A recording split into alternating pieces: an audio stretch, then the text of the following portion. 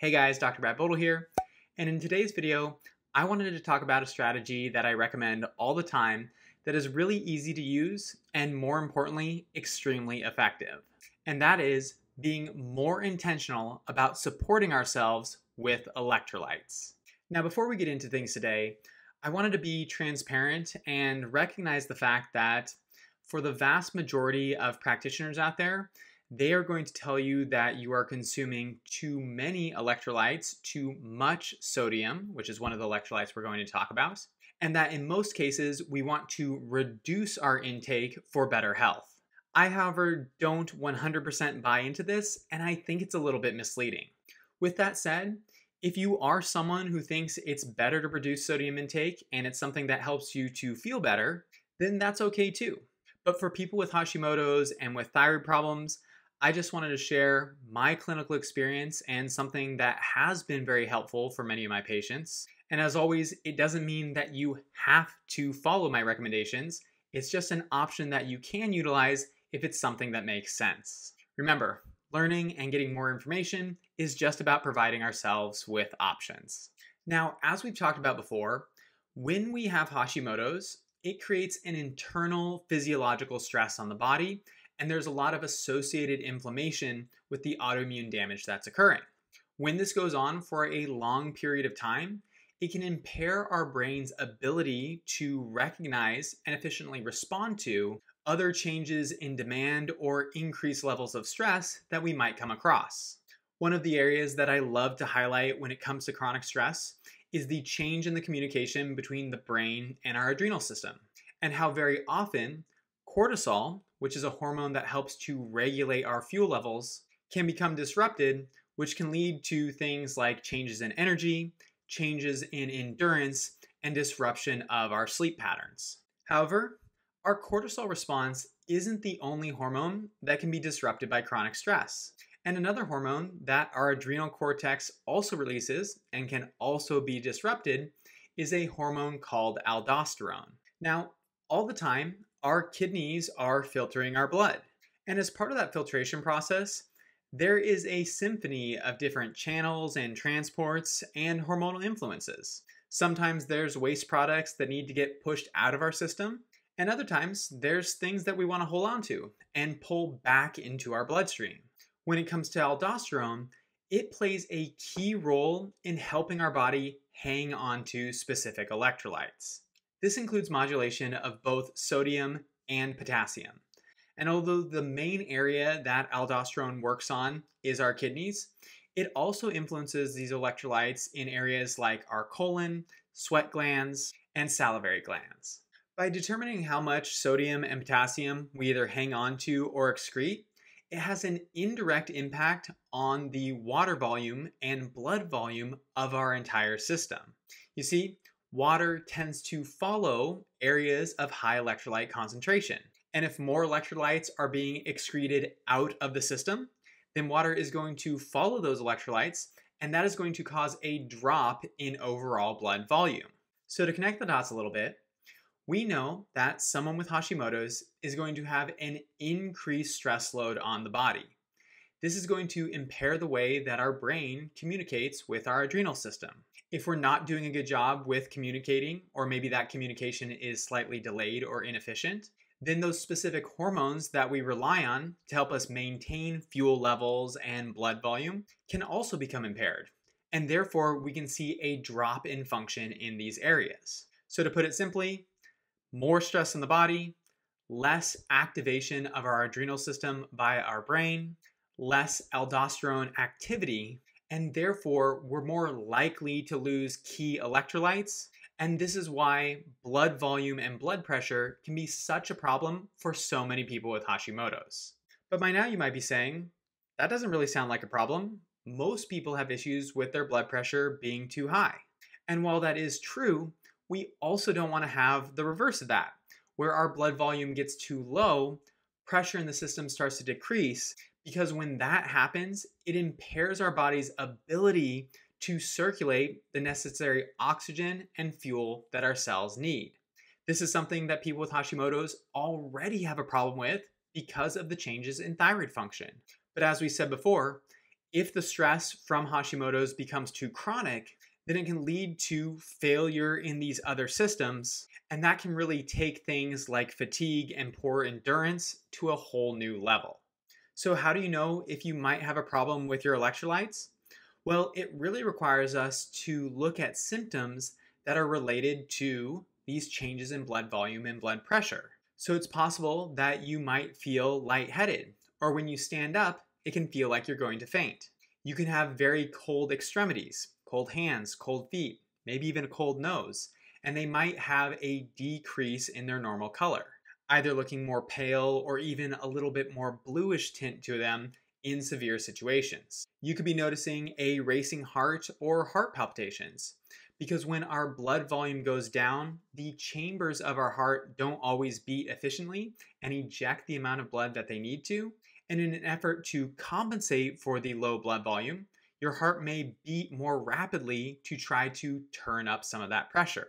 You might also notice that you're sweating more regularly, even if you're not being very active, and you could be noticing much more frequent urination, especially when you drink water. The reason being, you might have enough water in your system, but you don't have enough electrolytes to hold on to it. Therefore, that extra water easily gets flushed through the kidneys and is moved into your bladder. And once that bladder fills up, you could find yourself going again and again. Finally, there are a few other classic symptoms, things like craving for salt or enjoying very salty foods and snacks, a worsening of symptoms when you're exercising or being more active, because as you lose salts, it further exacerbates that problem. And you can notice things like your energy dipping and getting worse as the day goes on. And it's possible that in addition to the change in energy, you could notice things like more brain fog or more headaches. So how do we get this stuff right? Well, we always want to focus on that primary stressor, which is disrupting our overall adrenal function. So of course, with Hashimoto's, we always want to work our way back and determine what is triggering our immune system and what have the downstream effects been of that, because oftentimes we need to loop back around and provide support to the systems that have been damaged. But while we're doing all of that good stuff, that doesn't mean that we can't work on and provide some more direct support to our adrenal system and be a bit more intentional about our electrolytes. If we can fill some of those gaps and help repair that more quickly, then that'll help us to feel better sooner and allow us to be more active in some of those other areas of our health. To do this, I find that the easiest and most cost-efficient way is to make an electrolyte mixture at home. To make your mixture, you'll want to take 32 ounces of water, or about 1 quart, and mix it with 1/4 teaspoon of sea salt or Himalayan salt, 1/4 teaspoon of potassium chloride, 2 tablespoons of lemon juice or lime juice, and if you want, you can also add a sweetener. I'll often recommend either a dash of stevia or 1/8 teaspoon of monk fruit. For my patients who need it and who are sometimes already taking it, I'll also have them add their magnesium to this mixture, which may be anywhere between 100 milligrams all the way up to 400 milligrams. These 1/4 teaspoon dosages deliver about 500 milligrams of sodium and about 500 milligrams of potassium. And it's a good initial dose to test out if this is something that you tolerate. Even though many people with Hashimoto's can benefit from supporting themselves with electrolytes, some people simply don't tolerate higher levels of sodium intake, and for some, it can be irritating to their gut if they have chronic gastrointestinal issues. So of course, even if it's something that might make sense to us, we don't want to force things that start to exacerbate other systems. If you don't tolerate the sodium and potassium mixture, then this might be a situation where it would be a better idea to try to support this adrenal system via the use of things like adaptogens. And that was something that I covered in a bit more detail in a recent video, and I'll make sure to link that for you in the cards above. However, if you do tolerate that initial dosage, then you'll likely benefit by increasing the amount, taking 1/2 teaspoon of the sea salt or Himalayan salt, and taking 1/2 teaspoon of the potassium chloride. Again, check, make sure that this higher intake is something that you tolerate, and then determine if it's better for you to take it 1 or potentially 2 times per day. Many times with Hashimoto's, it can take time for our symptoms to change. But the cool thing about electrolytes is that when you get it right, the feedback is fairly clear. So again, if you're able to tolerate that electrolyte mixture and get it up to that more therapeutic dose, then over the next few weeks, we'd like to see things like an improvement in your afternoon and evening time energy, being able to exercise and not feeling so exhausted afterwards, having less problems with brain fog and headaches, having less problems with the frequent urination and sweating. We should see less heart palpitations, less muscle cramps, feel more stable, and be generally more hydrated overall. As I often like to point out, some people may be critical of this kind of a recommendation, but that's because they think these type of recommendations don't fit the general population. And in that case, they might be right. But when it comes to Hashimoto's, we have to understand how it impacts our physiology and what sort of gaps that leaves us. If we can better understand those changes, then we can adapt our strategies and make them specific to the way that Hashimoto's impacts our body. So no, this might not be good for anyone and everyone. But if you have some of the symptoms that I mentioned, and it's an area that you haven't previously considered supporting, then as I mentioned at the beginning of the video, it's something that's very easy for us to implement. And I do think it would be worth your time and effort because it can make such a big difference. But of course, let me know what you think in the comments. Do you have any of the symptoms that I mentioned in this video? And have you used electrolytes to support those symptoms, or are you maybe considering using them now? I'd love to get your feedback and maybe help you along this journey in any way that I can. Additionally, if you like today's information, but you want to learn about more strategies that you can use to better understand your Hashimoto's and make some real changes, then I'd recommend emailing me and my staff at contact@seattlethyroidhelp.com and getting more information about my online course, Natural Hashimoto's Transformation. In the course, I help women with Hashimoto's who want to make changes but aren't getting any help from their doctor go from feeling exhausted, overwhelmed, and frustrated to understanding what type of nutrition, supplement, and lifestyle strategies they need to use. That way, they can take back control of their health, start improving their Hashimoto's symptoms, and begin to live their lives again.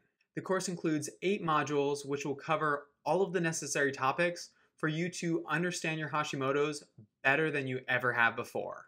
Additionally, there is a Facebook group and weekly live question and answer sessions, and all of that is something that you have lifetime access to. So if that all sounds like a good fit to you and you're interested in working with me, make sure to reach out so we can get on a call and see if the course makes sense for you. If you're not ready for the course yet and you want to keep on researching and learning on your own, there's lots of resources for that as well. You can check out any of the other videos right here on my YouTube channel. You can follow me on Instagram or Facebook for daily tips, strategies, and information, or you can grab either one of my free downloads, which are linked in the description box below. But that is it for this one. I hope you found it informational. I hope you find it useful in the future, and I hope it can help you to start feeling better. If you liked the video, please think about giving it a thumbs up, subscribe to the channel if you haven't done so, and click on the bell for notifications whenever new videos are available every single Thursday. But my name is Dr. Bodle. I hope you have a great rest of your week, and I will see you in the next one.